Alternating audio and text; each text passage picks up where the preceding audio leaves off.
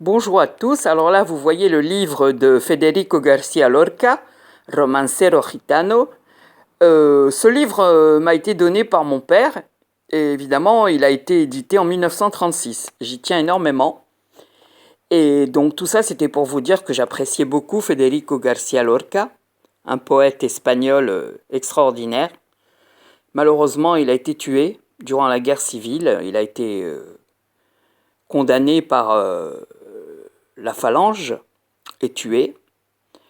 Et c'est une grande perte parce qu'il avait énormément de talent. Donc je vais vous dire aujourd'hui la casada infiel. Y que yo me la llevé al río creyendo que era mozuela, pero tenía marido. Fue la noche de Santiago y casi por compromiso se apagaron los faroles y se encendieron los grillos. En las últimas esquinas toqué sus pechos dormidos y se me abrieron de pronto como ramos de jacintos. El almidón de su enagua me sonaba en el oído como una pieza de seda rasgada por 10 cuchillos. Sin luz de plata en sus copas, los árboles han crecido y un horizonte de perros ladra muy lejos del río. Pasadas las zarzamoras, los juncos y los espinos, bajo su mata de pelo hice un hoyo sobre el limo. Yo me quité la corbata, ella se quitó el vestido, yo el cinturón con revólver, ella sus 4 corpiños. Ni nardos ni caracolas tienen el cutis tan fino, ni los cristales con luna relumbran con ese brillo. Sus muslos se me escapaban como peces sorprendidos, la mitad llenos de lumbre, la mitad llenos de frío. Aquella noche corrí el mejor de los caminos, montado en potra de nácar sin bridas y sin estribos. No quiero decir por hombre las cosas que ella me dijo. La luz del entendimiento me hace ser muy comedido. Sucia de besos y arena, yo me la llevé del río. Con el aire se batían las espadas de los lirios. Me porté como quien soy, como un gitano legítimo. La regalé un costurero grande de raso pajizo.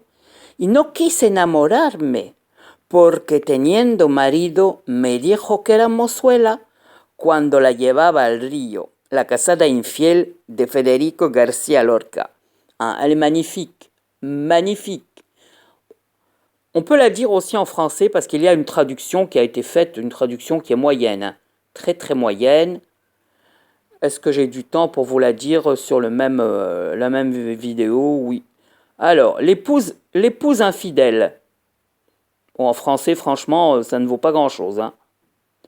Je l'ai emmenée aux rives du fleuve, croyant qu'elle était demoiselle, mais elle avait un mari. C'était la nuit de Saint-Jacques, et presque comme des fiançailles, les réverbères se sont éteints, les grillons se sont enflammés. Au dernier coin de rue, j'ai touché ses seins endormis, et ils se sont soudain ouverts à moi comme des bouquets de jacinthe. L'amidon de son jupon sonnait à mon oreille comme une pièce de soie lacérée par 10 couteaux. 100 lueurs d'argent à leur cime, les arbres ont grandi, et un horizon de chiens aboie, très loin du fleuve. Par-delà les murs sauvages, les joncs et les aubépines, pour poser le buisson de ses cheveux, j'ai fait un trou dans la terre meuble. Moi, j'ai ôté ma cravate. Elle a quitté sa robe. Moi, le ceinturon de mon revolver. Elle, ses 4 corsages. Ni les tubéreuses, ni les coquillages n'ont le teint plus délicat, et les vitres sous la lune ne brillent pas de cet éclat. Ses cuisses m'échappaient comme des poissons effrayés, en feu d'un côté de l'autre de glace. Cette nuit-là, j'ai parcouru le meilleur de mes chemins, monté sur une pouliche de nacre, sans bride et sans étrier. Homme, je ne puis donc répéter les mots qu'elle m'a dits. La lumière de ma raison me contraint à une grande discrétion. Sale de baisers et de sable, je l'ai ramenée du fleuve. Les épées des iris luttaient contre le vent. J'ai agi comme je suis, comme un gitan authentique. Je lui ai offert une grande corbeille à ouvrage en satin paille, et j'ai refusé de tomber amoureux, car bien qu'elle eût un mari, elle m'avait dit qu'elle était demoiselle lorsque je l'emmenai aux rives du fleuve. Donc ici, vous avez eu aussi la traduction en français pour ceux qui ne parlent pas espagnol. Bon, je dois dire que ça perd énormément de beauté. La beauté de la poésie espagnole, évidemment, ne se reflète pas dans la traduction française. Malheureusement. Alors, je vous conseille d'apprendre l'espagnol si vous voulez vraiment ressentir toute la beauté de la poésie de Federico García Lorca. Bon, ça, c'est une de ses plus connues, mais il y en a d'autres aussi qui sont aussi très très belles et qui sont dans ce Romancero Gitano de 1936. Il a presque 100 ans et j'y tiens comme à la prunelle de mes yeux. Je vous souhaite une bonne journée. Ciao, ciao!